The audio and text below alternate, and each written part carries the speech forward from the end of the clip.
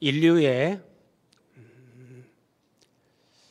정치, 경제, 문화, 문명 활동을 포함한 모든 인간 역사를 세속사 그렇게 말합니다. 그리고 그 세속사 안에는 하나님께서 하나님의 아들 예수 그리스도를 통해서 죄악 가운데 있는 인류를 구원해 가시는 하나님의 섭리가 흐르고 있는데, 이런 하나님의 구원 섭리를 가리켜서 구속사 이렇게 말합니다. 구속이란 말이 우리는 이제 한자로 돼서 조금 어려운데, 한자적인 의미나 헬라어 그 원문의 의미는 노예를 그의 몸값을 지불하고 해방시키는 것, 이것을 구속이라고 합니다. 그래서 우리에게 성경적으로 해석해서 적용을 한다면, 하나님의 아들 예수님이 자기의 목숨을 우리의 죄값으로 대신 지불하시고 우리의 죄를 속량하셔서 우리를 구원받게 하시고 죄와 사망과 사탄으로부터 자유케 하는 그런 의미가 있는 겁니다. 그래서 구속이라 그러는데, 성경은 어떤 역사적인 사건들이 분명히 기록되어 있습니다. 그건 세속사죠. 근데 그 역사적인 사건 안에 하나님의 구속사가 담겨 있습니다. 그래서 성경을 볼 때는 구속사의 관점으로 성경을 읽어야 하나님의 마음, 그 본문을 통해서 하나님이 우리에게 주시고자 하시는 그 영적인 진리, 계시를 깨달을 수 있습니다. 성경을 구속사로 본다는 것은 성경을 예수 그리스도 중심으로 보는 것이요, 한 사건, 한 말씀, 한 점으로 보는 것이 아니라 선으로 보는 겁니다. 예컨대 아담과 하와가 범죄한 후에 하나님께서 창세기 3장 15절에서 원복음 또는 원시복음이라고 하는 것을 주십니다. 내가 여자의 후손을 보내서 뱀의 머리를 깨뜨리고 이제 모든 아담의 후손으로 태어나는 인류를 구원할 것이다. 하나님이 이렇게 약속하셨습니다. 약속의 핵심은 여자의 후손입니다. 남자 없이 태어나는 구원자, 예수님을 가리키는 거죠. 갈라디아 4장 4절에 가면 때가 차매 하나님이 그 아들을 보내사 여자에게서 나게 하시고, 창세기 3장 15절에 여자의 후손의 약속의 말씀이 이렇게 예수님에게서 성취가 됩니다. 그리고 이 땅에 오신 여자의 후손으로 오신 그 예수님은 십자가에서 다 이루었다. 하나님께서 창세기 3장 15절에서 내가 하리니, 내가 하겠다 하나님이 말씀하셨는데 예수님이 오셔서 다 이루었다. 그리고 요한계시록, 성경의 결론인 계시록 21장에 가면 이루었도다. 나는 알파와 오메가요 처음과 끝이라. 이렇게 말씀하십니다. 그러니까 성경은 하나님의 구속사로 기록이 되면서 기승전결, 시작이 있고 과정이 있고 완성이 있다는 거예요. 우리가 성경 어디를 보든지 그런 구속사의 맥락에서 성경을 보면 놀라운 하나님의 구원 계시, 하나님의 사랑, 정말 만극하신 그 은혜를 우리는 만나게 됩니다. 오늘 본문 도피성에 관한 말씀에서도 우리는 이 말씀을 구속사로 해석을 하면서 그런 하나님의 은혜를 체험하게 될 것입니다. 우리 말씀을 보면서 함께 은혜를 받겠습니다. 여호수아 20장 1절입니다. 여호와께서 여호수아에게 말씀하여 이르시되, 하나님이 지금 여호수아 20장 이 말씀하시는 문맥을 이해할 필요가 있습니다. 여호수아 19장에서 하나님은 지도에 보는 것처럼 이스라엘 12지파에게 땅 분배를 다 마쳤습니다. 땅 분배를 다 마친 후에 그러면 하나님은 이스라엘 백성들에게 어떤 말씀을 주실까? 인간의 생각, 종교적인 관념으로는 땅을 다 나눠줬으니 너희들이 애굽에서 나와서 이제 정복전쟁을 하고 땅 분배하기까지 고생 많았다. 이제 조금 편안하게 쉬어라. 고생했다. 그래서 이스라엘이 하나님 은혜 안에서 잘 먹고 잘 살았더라. 뭐 이런 말씀이 기록될 것 같은데, 하나님은 2절입니다. 이스라엘 자손에게 말하여 이르기를 내가 모세를 통하여 너희에게 말한 도피성들을 너희를 위하여 정하라. 도피성을 정하라. 하나님이 이렇게 말씀하십니다. 12지파 땅 분배를 마친 후에 하나님이 첫 번째 말씀하시는 것은 도피성을 정하라는 거예요. 내가 모세를 통하여 너희에게 말한 도피성, 이렇게 말씀하시거든요. 하나님이 도피성이 얼마나 중요한지 출애굽기에서 처음 말씀하십니다. 민수기에서 말씀하십니다. 신명기에서 말씀하십니다. 여호수아 오늘 20장 여기에서도 말씀하십니다. 하나님이 도피성에 관한 말씀을 4번에 걸쳐 성경에 기록해 주시는데 그만큼 중요한 의미가 여기에 담겨 있다는 겁니다. 자, 도피성을 정하라 그랬는데 어떻게 되는가 한번 보십시오. 오늘 7절, 8절에 보면 납달리 지파의 산지 갈릴리 게데스. 자, 12지파에게 하나님이 땅 분배를 했는데 이렇게 됩니다. 제일 처음에는 납달리 지파. 납달리 지파가 요단강 서쪽 그 위쪽에 땅을 분배를 받았는데 여기가 갈릴리 게데스, 갈릴리 호수가 있잖아요, 아래에. 그래서 갈릴리 게데스라는 곳에 도피성을 하나 지정하고, 그 다음에 에브라임 산지, 에브라임 지파가 요단강 서쪽에 이스라엘 영토 한 중간쯤에 에브라임 지파가 있는데 거기에 세겜, 여기에 도피성을 또 세우고, 그 다음에는 유다 지파의 산지 헤브론에 유다 지파는 요단강 서쪽에 가장 이제 아래쪽에 해당이 되는데, 자, 여기에 또 헤브론에 도피성을 세웠습니다. 그리고 8절에 보면 여리고 동쪽, 요단 저쪽이랍니다. 요단 저쪽. 지도를 한번 보세요, 여러분. 지중해가 있고, 그리고 지중해 동남쪽에 하나님이 약속하신 약속의 땅 가나안이 있는데, 그 가나안 땅은 북쪽에 갈릴리 호수, 이 호수가 얼마나 큰지 그냥 갈릴리 바다라고도 부르는 겁니다. 이 갈릴리 호수가 있고 그 갈릴리 호수에서 요단강이 쭉 흘러내려옵니다. 이렇게요. 쭉 흘러내려와서 요단강이 이제 사해 여매라고 하는 곳에 여기에 이제 요단강 물이 여기에 고이게 되죠. 자, 그래서 이스라엘 하나님이 주신 가나안 땅 요단강을 중심으로 해서 요단강 동쪽, 요단강 서쪽 이렇게 나뉩니다. 자, 요단강 동쪽, 요단 저쪽이라고 하는 것이 요단강 동쪽인데 여기에는 요단강을 건너기 전에 르벤, 갓, 므낫세 반지파가 이 땅이 너무 좋은 거예요. 그 목초지를 보면서 모세에게 이 두 지파 반이 나와가지고 우리에게 이 땅을 주십시오. 사실은 성경적인 건 아니에요. 하나님이 약속하신 가나안 땅은 요단강 건너서 요단강 서쪽입니다. 그래서 관심 있는 분들은 성경을 찾아보면 이제 신명기나 이렇게 보면 요단강 서쪽을 가나안이라고 합니다. 근데 요단강 동쪽은 그냥 요단 저쪽 그럽니다.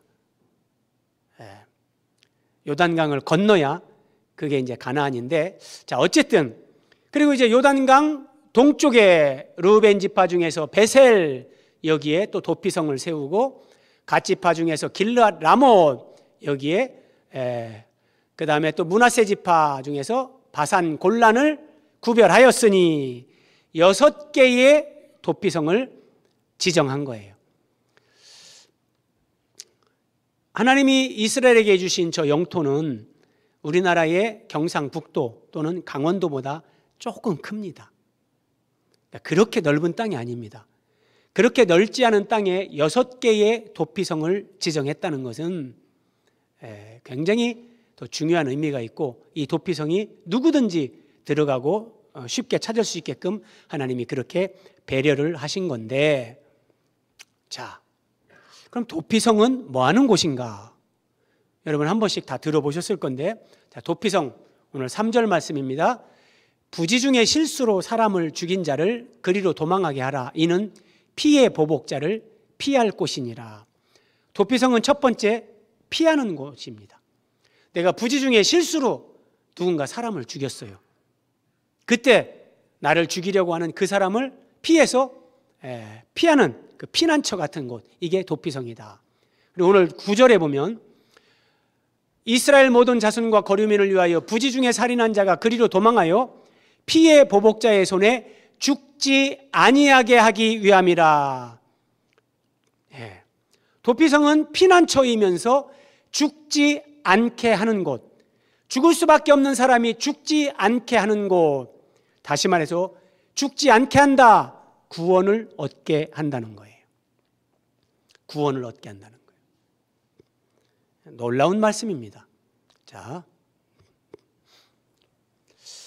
오늘 3절에 다시 보면 부지 중에 실수로 사람을 죽인 자를 그럽니다. 부지 중에, 제가 한자로 그냥 여러분들에게 써드렸는데, 부지 중에 알지 못하는 가운데, 고의성 없이 실수로, 이런 말이에요.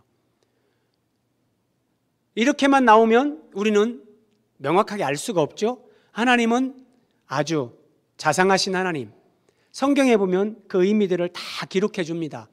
그래서 신명기에 나오는 이 도피성에 관한 말씀에 보면 부지 중에 실수로 사람을 죽인 몇 가지 사례가 나옵니다. 자, 살인자가 그리로 도피하여 살만한 경우는 이러하니 부지 중에 그의 이웃을 죽인 일, 가령 사람이 그 이웃과 함께 벌목하러 삼림에 들어가서 손에 도끼를 들고 벌목하려고 찍을 때에 도끼가 자루에서 빠져 그의 이웃을 죽게 함과 같은 것이라. 옆집 사람과 산에 벌목을 하러 갔습니다. 그래서 도끼 자루를 꺼내서 도끼로 나무 아랫부분을 이렇게 찍는 거예요. 나무를 쓰러뜨리기 위해서 나무를 찍는데 집중해서 일을 하다 보니까 어떻게 했는데 도끼 자루를 휘둘렀는데 도끼가 빠져서 옆에서 일하고 있던 옆집 사람을 쳐서 죽은 겁니다. 이것은 알지 못하는 가운데 이걸 부지 중에 그러는 거예요. 그런데 자, 여러분 한번 생각해 보세요. 내 아버지가 옆집 아저씨하고 벌목을 하러 갔는데 내 아버지가 옆집 아저씨의 도끼에 죽었어요. 옆집 아저씨가 와서 아이고 아들 정말 미안하게 됐네. 내가 의도치 않았는데 그냥 도끼질을 하다 보니까 이게 빠져서 자네 아버지가 돌아가신데 정말 미안하네. 그러면 그 아들은 뭐라고 하겠습니까? 아이고 뭐 그럴 수도 있지요. 괜찮습니다. 이럴 아들은 없습니다. 그러면은 이제 그때부터 별의별 생각이 다 드는 거예요. 어머니가 얘기합니다. 아들아, 그러고 보니까 3년 전에 옆집 저 김씨 아저씨하고 니네 아버지하고 막걸리 한잔 먹고 다툰 일이 있었다. 아이고 그러고 보니까 또 한 달 전에 저 사람이 우리 집을 지나가다가 힐끔 쳐다본 적이 있었는데, 이러면 막 모든 것이 연상이 되면서 아무도 보지 않는 산에 가서 우리 아버지를 죽이고 부지 중에 죽였다고 거짓으로 말하는구나. 그러면 그 아들은 그 옆집 아저씨를 죽이는 겁니다. 예, 그 아버지에 대한 원수. 예, 그런데 진짜 부지 중에 사람을 죽일 수도 있단 말이죠. 자기가 전혀 의도치 않았는데, 그럴 때 이런 사람은 그 성읍 중 하나로, 6개의 도피성 가운데 하나로 도피하여 생명을 보존할 것이니라. 부지 중에 살인한 자 그가 죽지 않게 하기 위해서 하나님이 도피성을 6개나 지정하셨다는 겁니다. 자, 4절. 그러면 이제 부지 중에 사람을 죽이고 그 죽은 사람의 가족이 그 소식을 들으면 뭐 부지 중에 그랬던지 고의적으로 그랬던지 일단 알 수 없으니까 죽은 집안의 사람들은 이 사람을 죽이려고 쫓아오지 않겠습니까? 그러면 이 사람은 가만히 있으면 죽는 거예요. 그러니까 도피성을 향해서 뛰어가는 거예요. 그리고 도피성에 이르렀을 때 이 성읍들 중에 하나에 도피하는 자는 그 성읍에 들어가는 문 어귀에 서서 그 성읍의 장로들의 귀에 자기의 사건을 말할 것이요. 예, 그 성읍의 장로들 그리고 거기에 거주하는 레위인들에게 자초지정을 얘기하는 겁니다. 제가 나무를 하러 갔는데 정말 그냥 일하다 보니까 나도 모르게 도끼날이 빠져서 이렇게 됐습니다. 그러면 성읍의 장로들과 레위인들이 들어보고 그럴 수도 있겠네. 일단 도피성에 들어오세요. 그들은 그를 성읍에 받아들여 한 곳을 주어 자기들 중에 거주하게 하고, 도피성에 들어가면 이스라엘 백성들은 그 누구도 그 사람을 죽일 수 없습니다. 이게 하나님이 율법으로 명하신 거예요. 누구도 죽일 수 없는 거예요. 자, 5절. 피의 보복자가 그의 뒤를 따라온다 할지라도, 피의 보복자. 잘 이해를 해야 됩니다. 자, 내 아버지나 내 형제가 벌목을 하다가 그 외에 여러 가지 사례가 성경에 기록됩니다. 부지 중에 그렇게, 자, 나는 아무 생각 없이 그냥 호수에 돌을 던졌는데, 예, 이 돌에 사람이 맞아 죽는다든지, 아니 그 물 속에서 잠수하다가 올라올 거라고 누가 상상할 수 있겠습니까? 예컨대 그런 일도 있을 수 있다는 거죠. 그래서 하나님은 합법적으로 이제 피해 보복자, 성경에 기록되어 있습니다. 누군가 내 아버지를 죽였다, 내 형제를 죽였다, 그럴 때 합법적으로 복수할 수 있게끔 피해 보복자, 이런 말씀이 있는데 성경을 이해를 잘 하셔야 됩니다. 하나님이 이렇게 말씀하시는 것은 그때 당시 사법제도가 오늘날처럼 이렇게 정교할 수 없고, 오늘날처럼, 오늘날도 여러분 뭐 1심, 2심, 3심을 하면서 막 몇 년씩도 걸리잖아요.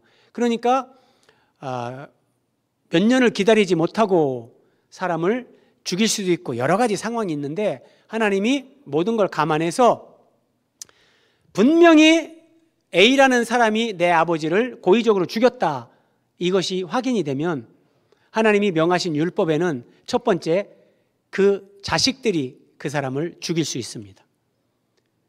고의적으로 살인한 것이 확실할 경우. 그런데 그 집에 아들이 없어요. 또는 딸까지도 없어요. 그러면 내 아버지를 죽인 이 사람을 어떻게 하는가? 촌수대로 갑니다. 그 다음에는 그 아버지의 형제, 삼촌이 그를 죽일 수 있다. 피해 보복자가 되는 겁니다. 삼촌도 없다. 그러면 사촌이 그렇게 할 수 있고, 이게 피해 보복자인데, 이게 꼭 사람을 죽일 때만 이렇게 하는 것이 아니라 기업 물을 자, 내가 노예로 팔렸거나 내가 가난해서 하나님으로부터 내가 그 기업으로 분배받은 땅을 내가 누군가에게 팔았을 때 그걸 회복하려고 할 때, 나하고 가장 가까운 친족부터 촌수대로 그것을 기업을 물어주는, 여러분 이것은 대표적으로 룻기에 나오는 건데, 기업 물을 자, 성경의 위대한 복음이 여기에 함축되어 있거든요. 자, 어쨌든 이런 피해 보복자가 이렇게 있다는 거예요. 친족 순서대로. 그래서 관심 있는 분들은 민수기 35장, 레위기 25장을 읽어보십시오.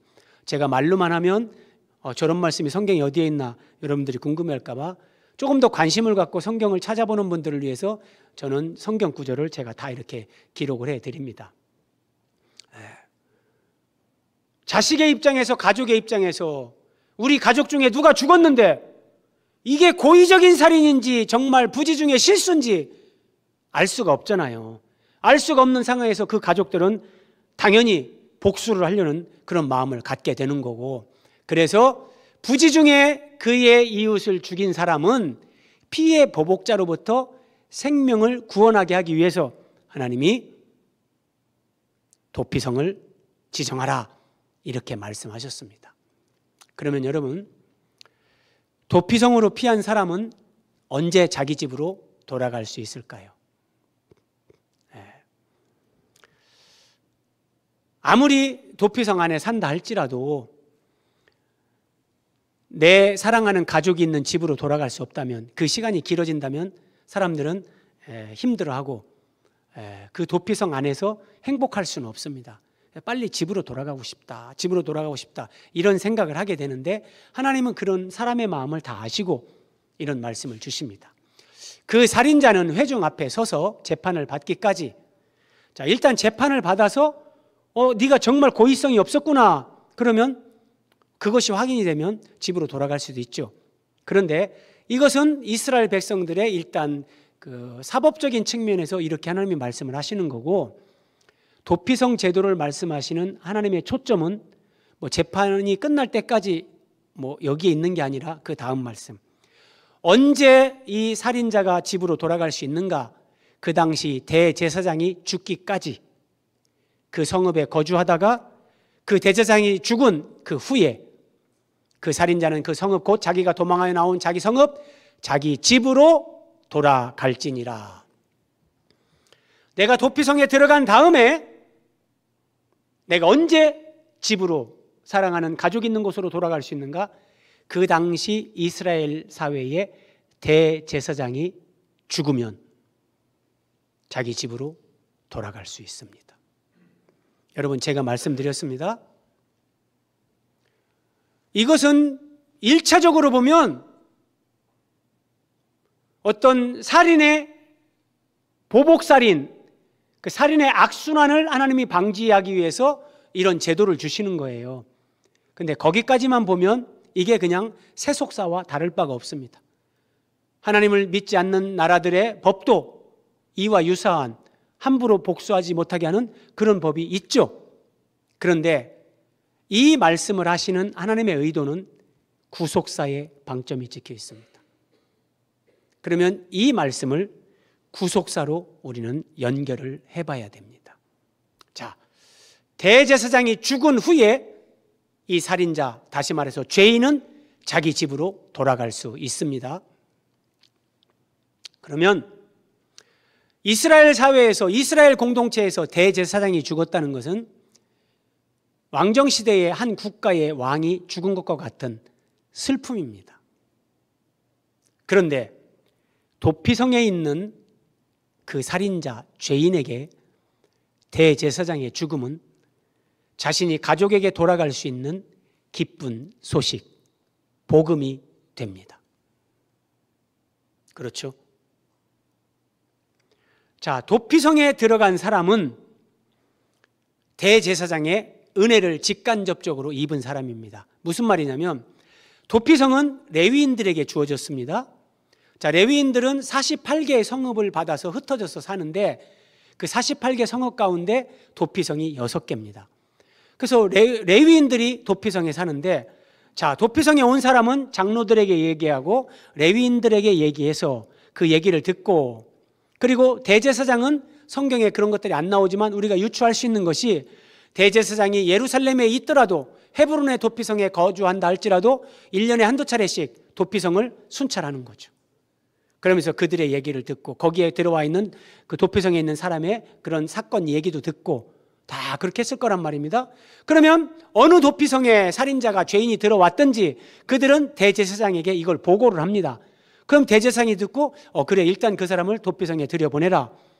그 도피성에 들어온 사람은 대제사장으로부터 이런 직간접적인 은혜를 입었는데 대제사장이 죽기를 한편으로 바라는 마음이 일어나는 겁니다. 내가 가족들에게 돌아갈 수 있는 길은 대제사장이 죽어야 되는데, 하나님, 제가 뭐 나쁜 마음 먹는 건 아니고요. 우리 대제사장이 지금 뭐 나이가 80이 넘었는데 이제는 천국 가셔도 될 것 같은데, 예컨대 어쨌든 이게 역설이에요, 역설. 대제사장으로부터 은혜를 입고 도피성에 와서 생명을 유지하고 있는데 이 대제사장이 죽어야 내가 가족들에게 돌아갈 수 있는데, 이런 생각을 하게 되는 거예요.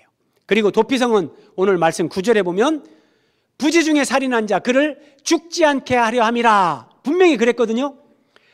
도피성의 초점은 죽어야 될 사람이 죽지 않게 하기 위함인데, 역으로 그와 대조적으로 대제사장의 죽음을 클로즈업 시킵니다. 마땅히 죽어야 될 사람은 죽지 않게 하기 위해서 하나님이 대제사장이 죽어야 된다, 대제사장의 죽음을 클로즈업 시킵니다. 이제 혹시 감이 오십니까, 여러분? 하나님은 이 말씀을 통해서 뭘 말씀하시려고 하는지. 그럼 이 말씀을 이제 선으로 연결해 봅니다. 이 말씀은 오늘 우리가 보는 본문, 그러니까 도피성이 4군데 말씀했다 그죠? 출애굽기에 점이 하나 찍혔습니다. 민수기 35장으로도 점이 찍힙니다. 신명기에 점이 찍힙니다. 이제 여호수아 20장에 점이 찍힙니다. 이 점이 쭉 이렇게 연결되는 거예요. 그러면서 이 점이 어디까지 가냐? 예수님에게까지 연결되는 겁니다. 이렇게 성경을 보는 걸 구속사, 이렇게 얘기를 합니다. 히브리서 3장 1절, 그러므로 함께 하늘의 부르심을 받은 거룩한 형제들아, 우리가 믿는 도리의 사도이시며 대제사장이신 예수를 깊이 생각하라. 구약시대의 대제사장은 우리의 진짜 대제사장 되시는 예수 그리스도를 예표하는 모형과 그림자입니다. 구약시대 대제사장은 하나님 앞에 제사장 직무를 감당하기 전에 자신의 죄를 속하는 제사를 먼저 드립니다. 왜냐하면 그 구약의 대제사장도 우리와 똑같은 죄인이기 때문에요. 그러나 하나님의 아들이 사람이 돼서 이 땅에 오신 예수님은 죄가 없으신 분, 하나님과 사람 사이의 유일한 중보자, 그 예수님이 우리의 대제사장이 되셔서 소나 염소나 양으로 제사를 드리는 것이 아니라 자신의 몸을 하나님 앞에 제물로 드리면서 대제사장의 직무를 감당하셔서 우리의 죄를 사함받게 그렇게 은혜를 베푸셨습니다. 그래서 우리의 대제사장이신 예수 그리스도께서 단번에 죄를 위하여 죽으사, 예수님이 죽으셨어요. 의인으로서 불의한 자를 대신하셨으니 이는 우리를 하나님 앞으로 인도하려 하심이라. 놀라운 말씀입니다. 여러분 대제사장이 죽으면 도피성에 있던 죄인이 자기 집으로 돌아갈 수 있었잖아요. 이게 바로 이걸 얘기하는 겁니다. 아담과 하와는 선악과를 먹고 에덴에서 추방당했습니다. 하나님과 분리 단절이 됐습니다. 우리가 죄 때문에 하나님과 분리 단절된 상태로 태어납니다. 그런데 우리의 대제사장 되시는 예수님이 십자가에서 우리의 죄를 짊어지고 대신 죽으십니다. 예수 그리스도의 그 대속 죽음으로 말미암아 우리가 하나님께 나아가고 하나님께 돌아가는 길이 열리는 겁니다. 하나님과 다시 함께, 하나님 아버지와 함께 다시 사는 것, 이것이 집으로 돌아가는 겁니다. 내 하나님 아버지가 계신 그곳, 영원한 집 천국으로, 하나님 품으로 우리를 하나님 앞으로 인도하려 하심이라. 하나님은 부지 중에 살인한 자가 대제사장의 죽음으로 자기 집으로 돌아가는 이 단순한 법률 하나를 통해서 이 구속사에 하나님의 구원, 예수 그리스도의 우리를 위해 대신 죽으시는 대속 죽음, 이 구원을 우리에게 지금 계시하는 겁니다. 정리하면 이렇게 됩니다. 우리의 대제사장이신 예수님이 우리 대신 죽음으로 우리가 하나님 아버지께로 다시 돌아갈 수 있다.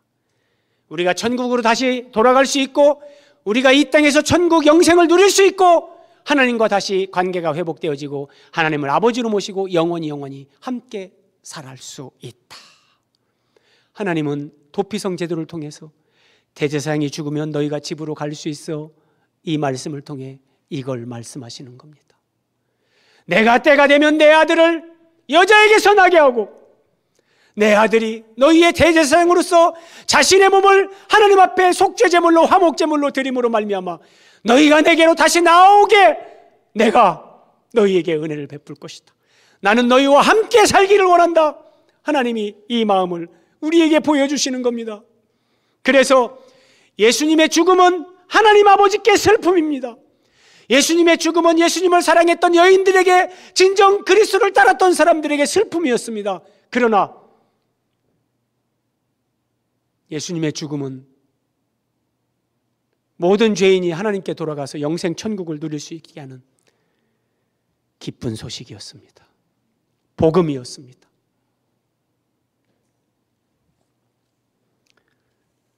(7절을) 다시 보겠습니다. 이에 그들이 납달리의 산지, 이스라엘 하나님이 주신 약속의 땅에 도피성이 6개가 정해져 있는데 도피성이 세워진 곳의 특징을 살펴보는 겁니다. 납달리 지파의 산지, 산지라고 하면 이 평지보다 최소한 한 1000m 이상 높은 지대를 가리킵니다. 자, 납달리 지파의 산지 갈릴리 게데스의 첫 번째 도피성을 정합니다. 두 번째 에브라임 지파의 산지, 세 번째 유다 산지, 그리고 이제 요단강 동쪽에 쭉 내려가서 므낫세 지파 중에서 바산 골란을 구별하였다. 바산 골란. 여러분 이스라엘과 관련된 뉴스를 듣다 보면 뭐 골란 고원 이런 얘기 들으실 겁니다. 자, 골란 높은 곳이라는 뜻입니다. 그 말 자체가. 그래서 하나님이 지정하신 6개의 도피성의 특징은 대부분 높은 곳에 다 있다는 겁니다. 왜 높은 곳에 도피성을 만들었을까요? 자, 저는 참 길을 잘 못 찾습니다. 운전할 때도 길을 못 찾아서 원로 목사님하고 어디 갈 때는 원로 목사님이 항상 운전을 해주십니다. 제가 그 정도로 길을 못 찾습니다. 우리 문장로님이 충격을 받으셨습니다. 제가 대방동에서 베들교회를 올라오는데 여기를 한번 헤매가지고 찾아오지 못한 것을 아시고, 그러니까 저 같은 사람은 저 때 태어났으면 도피성이 6개 있어도 못 찾아서 죽습니다. 높은 곳에 잘 보이는 곳에 하나님이 도피성을 정해서 어디서든지 추격자를 피해서 막 달려가는데 어디야 어디야 그러면 죽는 거예요. 그냥 한눈에 보이면서 거기를 향해 달려갈 수 있게끔 하나님이 그래서 높은 곳에 도피성을 정하게 하셨습니다. 자, 하나님의 마음을 한번 우리가 여기서 느껴야 됩니다. 도피성을 요단강 동쪽에 3개, 요단강 서쪽에 3개, 6개나 만드신 하나님. 왜 6개나 만들었을까요? 여러분, 저런 도피성이 우리는 창원에 사는데 만약에 서울에 있다고 해보세요. 부지 중에 사람을 죽였는데 그 집 아들이 죽이겠다고 찾아오는데 서울까지 못 가고 죽습니다. 아무리 빨리 달려도 아버지의 복수의 칼을 가는 사람은 무섭습니다. 죽습니다. 그래서 도피성이 너무 멀면 추격자에게 잡혀 죽을 수 있기 때문에 여기에도 6개나 만들겠어요. 요단강 동쪽에 서쪽에 3개씩. 그리고 도피성의 위치는 높은 곳에. 왜요? 그거 찾다가 길 헤매다가 죽지 않게 하려고 하나님이 잘 보이는 곳에 그렇게 도피성을 지정하게 하신 겁니다. 하나님은 죄인 그 한 사람의 구원을 위해 이렇게 배려하셨습니다. 여러분, 교회에서 관계 맺기를 하십시오, 전도를 하십시오, 이런 광고를 합니다. 이것을 교회니까 늘상 하는 얘기지, 그런 어떤 기독교라는 종교의 종교 행위로 여러분들이 받아들인다면 그것은 큰 오해입니다. 그런 생각이 드는 사람은 복음을 전하지 못합니다. 왜요? 아직 하나님의 마음을 몰라요. 저는 하나님의 은혜를 받은, 정말 하나님의 은혜를 받고 불과 얼마 지나지 않아서 그냥 그 복음, 이 구원 진리가 제 영혼을 사로잡아서 저는 목사님이 전도하세요 이런 설교 듣고 전도하러 나가지 않았습니다. 제 속에서 이게 일어나는데, 새벽 기도 가다가 조금 더 건강하게 오래 살겠다고 운동하는 사람들 보면, 아니 예수님을 믿으면 영생을 얻는데 조금 더 살겠다고 새벽에 일어나서 저 육체의 운동을 하는데 왜 예수님은 믿지 않을까? 불이 타가지고 견딜 수가 없었습니다. 그래서 메가폰 사서 들고 길거리로 나간 거예요. 여러분, 전도는 영적인 본능입니다. 시켜서 하는 게 아니에요. 하나님 아버지의 마음이, 예수 그리스도의 심정이 나에게 부어질 때 저 한 사람의 구원을 위해 내가 불철주야 기도하고, 저 한 사람을 위해 내가 섬기고 사랑하고 그를 찾아가서 내가 복음을 전해주는 거, 이거란 말이에요. 여러분들 마음속에 이 마음이 없으면 누구를 만나든지 믿지 않는 배우자, 믿지 않는 부모, 형제, 믿지 않는 자녀들을 보면서도 애가 타지 않고 그들의 영혼을 위해 기도가 나오지 않는다면 여러분, 건강한 영혼이 아니에요. 기도해야 됩니다. 기도하면서 하나님 아버지의 마음이 내 심령에 부어지면 우리도 눈물로 기도하는 거예요. 그러면서 하나님의 구원 역사가 이루어진단 말이에요. 하나님의 마음이 이거예요. 도피성을 6개나 산지에 그렇게 지정하게 하신 하나님의 마음. 자, 한 가지 더 생각해야 됩니다. 도피성과 관련된 말씀에서 해결되어야 될 한 가지 문제가 있습니다. 뭐냐면 9절입니다. 이스라엘 모든 자손과 그들 중에 거류하는 거류민을 위하여 선정된 성읍들로서 누구든지 부지 중에 살인한 자가 그리로 도망하여 그가 회중 앞에 설 때까지 피해 보복자의 손에 죽지 아니하게 하기 위함이라. 여기 부지 중이라는 거예요. 부지 중에. 알지 못하는 중에 살인한 자, 이 말씀을 선으로 연결해 봅니다. 선으로 연결해야 됩니다, 여러분. 지금 이 말씀은 여기에 점이 하나 찍힌 건데 점으로 끝나면 우리는 하나님의 마음을 모릅니다. 이 말씀을 선으로 연결합니다. 선으로 연결하면 어디까지 연결이 될까요? 예수님이요. 예수님에게까지 연결하는 겁니다. 자, 구속사는 선으로 연결하는 건데, 자, 한번 보십시오. 부지 중에 살인한 자가 죽지 않게 하기 위함이다. 이 말씀이 어떻게 성취되고 적용이 되는가? 누가복음 23장 24절 우리 같이 한번 읽어봅니다. 시작. 이에 예수께서 이르시되 아버지 저들을 사하여 주옵소서 자기들이 하는 것을 알지 못함이니이다. 예수님이 침뱉음을 당하고 뺨을 맞고 채찍에 맞고 십자가에 달려 이제 운명의 시간이 다가옵니다.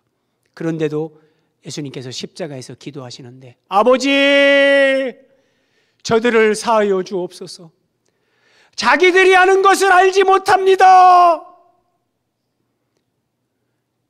예수님의 이 말씀은 예수님을 조롱하고 모욕하고 죽이는 그들도 알지 못해서 저렇게 한다고 예수님이 말씀하시는 거예요. 부지 중에 살인한 자가 죽지 않게 하기 위함이라. 이 말씀은 이 예수님에게 이렇게 선으로 연결되는 겁니다. 여러분, 골고다에 저와 여러분이 그 자리에 있었다면 여러분은 저 예수를 십자가에 못 박으라 외치지 않았겠습니까? 그 예수님에게 침뱉지 않았겠습니까? 조롱하지 않았겠습니까? 예수님을 조롱하고 침뱉고 못 박았던 그들이 바로 저와 여러분이란 말이에요. 그런데 예수님은 그런 우리도 구원받게 하십니다. 왜요? 부지 중에 살인한 자, 하나님 아버지 앞에 예수님이 그렇게 여겨주시는 거예요. 아버지 저들은 알지 못해서 저랍니다. 부지 중에 살인한 자입니다. 그들도 이제 대제사장 죽음, 예수님 자신의 죽음으로 아버지 저들도 구원하여 주옵소서. 이 기도가 바로 그 기도란 말이에요.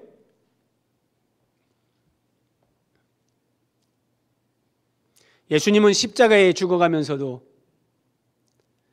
자신을 죽인 자들까지도 구원 얻을 길을 열어주셨습니다.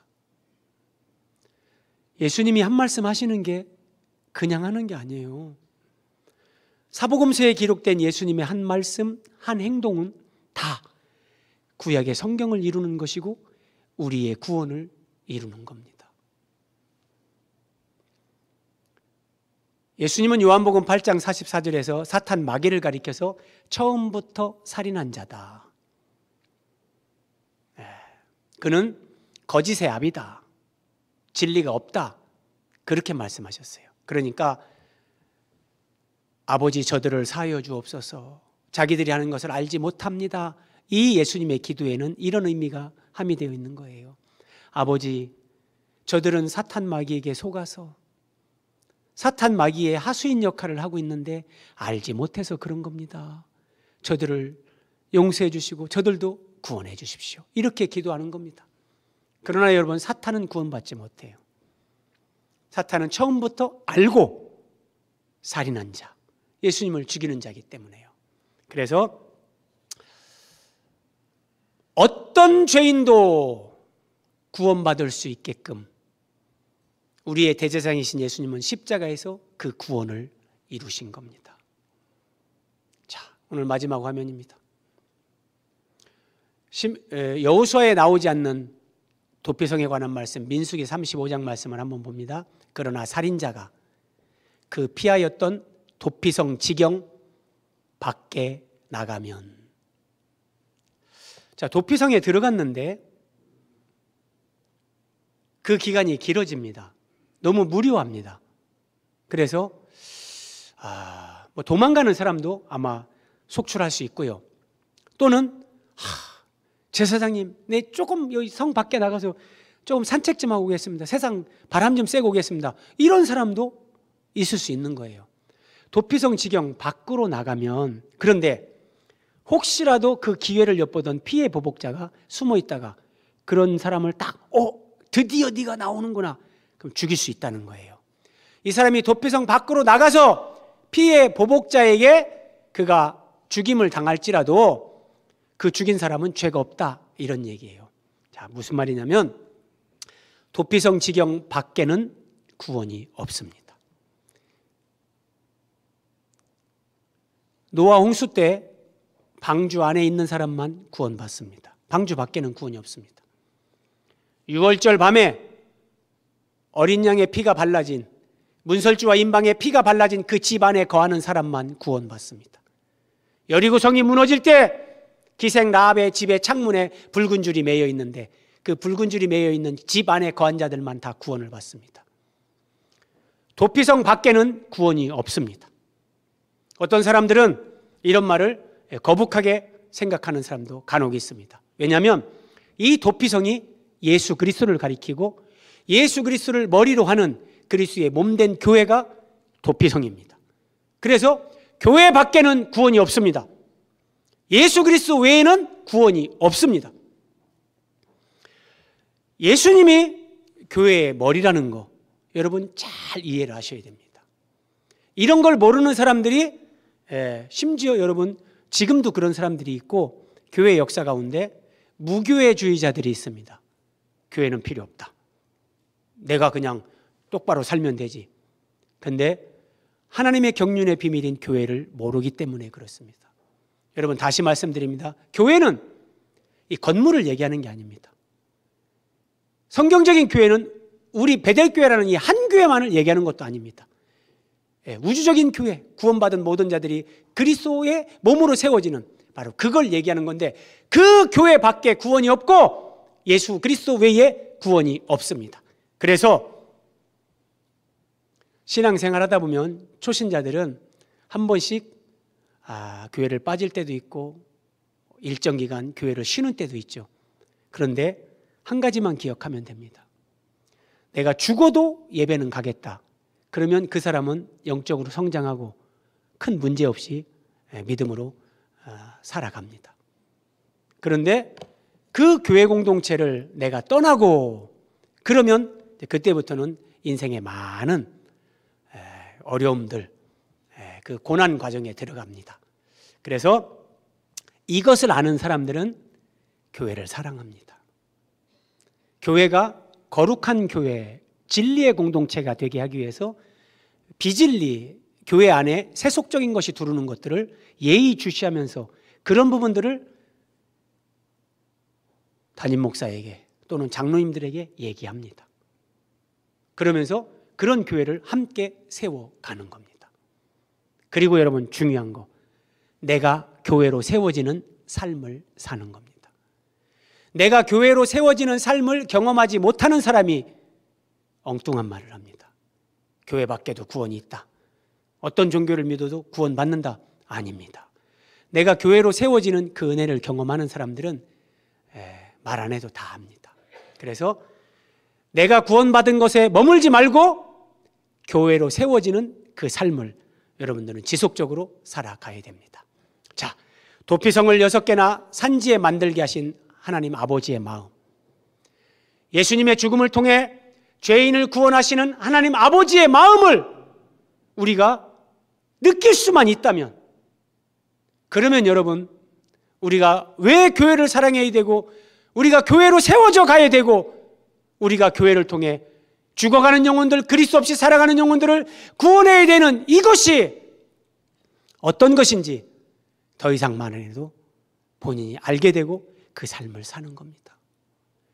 도피성을 생각하시면서 우리가 예수님을 죽인 자인데 우리가 구원받았잖아요. 여러분, 이 세상에는 예수님 없이 살아가면서 지금도 죽지 못해 사는 사람들이 많습니다. 밤에 잠을 자지 못해서 수면제 아니면 잠을 자지 못하는 사람들이 있습니다. 자살을 생각하면서 죽음을 생각하면서 사는 사람들이 우리 주변에 정말 많습니다. 그들에게 예수 그리스도가 필요하다고요. 그들에게 우리가 전해주지 않으면 그들은 들을 방법이 없어요.